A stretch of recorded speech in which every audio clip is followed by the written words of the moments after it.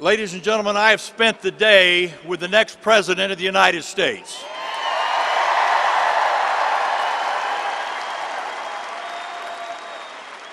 We went by a new hotel that he's opening starting Monday.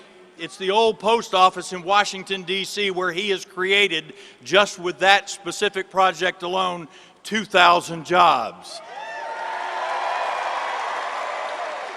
From there, we went to the Values Voters Summit, where Hillary Clinton decided she doesn't have the same values, so she wasn't there.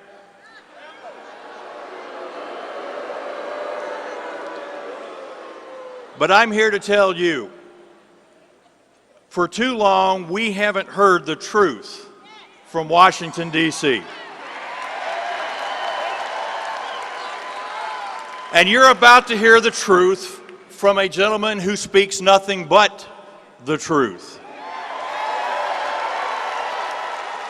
But before he comes on, I want to introduce a good friend of mine who I've had an opportunity of working with on the Intelligence Committee. In fact, he was the director of the Defense Intelligence Agency. You know him, General Michael Flynn.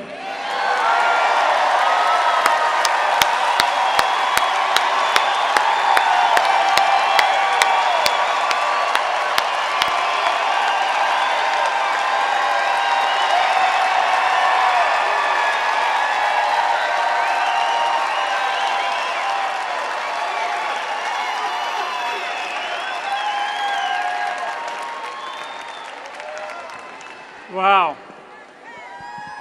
Pensacola, hello. Woo! Awesome, just awesome. Hoorah, that's Marine Corps. Hooah, Army. Hooah, right? Hooah. Okay, I always like to, I'm going to spend a little bit of time and then I'm going to introduce America's Mayor, Rudy Giuliani, who's going to come out here, who's going to introduce, yeah, he's awesome. He's awesome.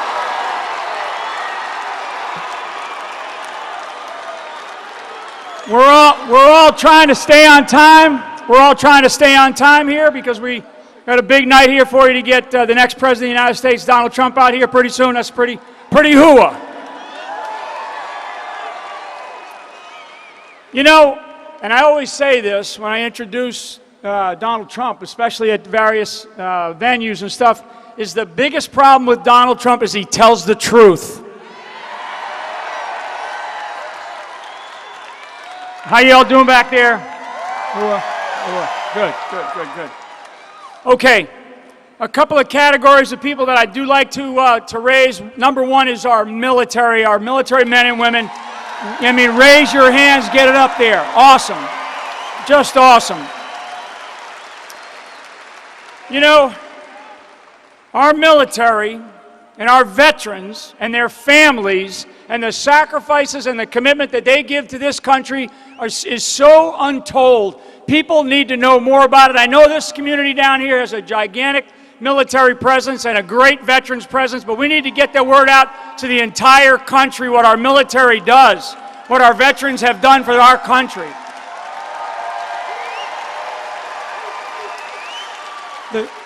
The sacrifices, the commitments, and I always like to bring up the families.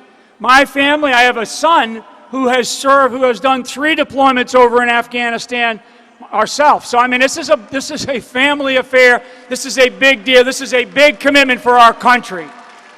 Big commitment for our country. The folks in here and the people around this country, you have to know how important this particular election is, and it is one of the most historic elections in our time. It depends.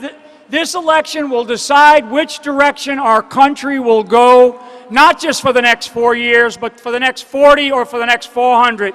We have got to get this election right.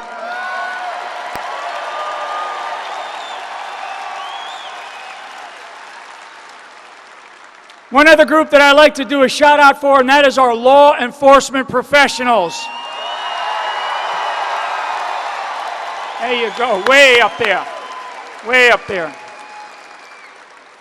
Our law enforcement professionals at the federal, state, local, tribal level, the firefighters, the first responders, all these men and women who we were taught as kids to trust them. We have to continue to trust them. We have to believe in what they offer, what they provide to this country, which is to keep the rule of law in check. I mean, if we lose that, we lose everything. And our law enforcement professionals, they need a hug. So when you're around here tonight, say hello to them and thank them. Thank them.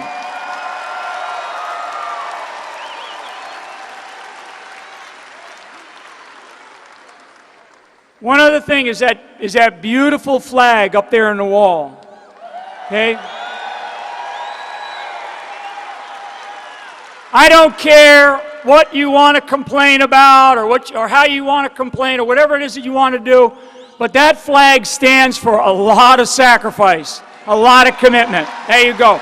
And shake that one. Thank you.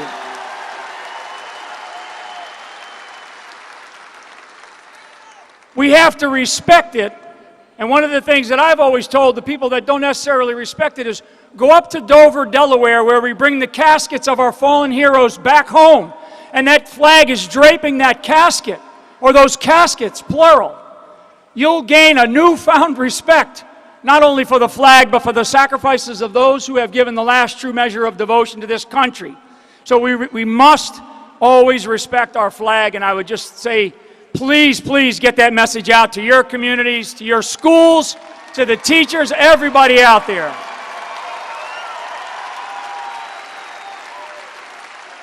USA. There you go. USA.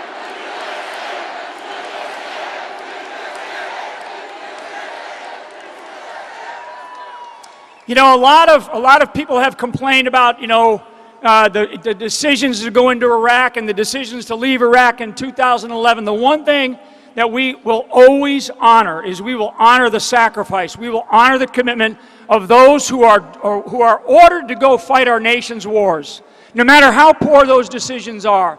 Those who come home, those who give the last true measure of devotion, those who come home mentally and physically disabled. I mean, we honor them. We honor them. We honor their families. And we should never forget, despite the decisions that I know, that were poor decisions to go in the first place. We must honor our military and our veterans, and we must do that all the time.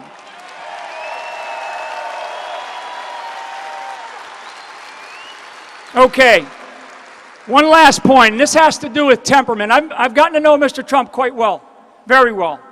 And I will tell you, the temperament issue that's come up, and you've heard about it, his temperament is actually a strength.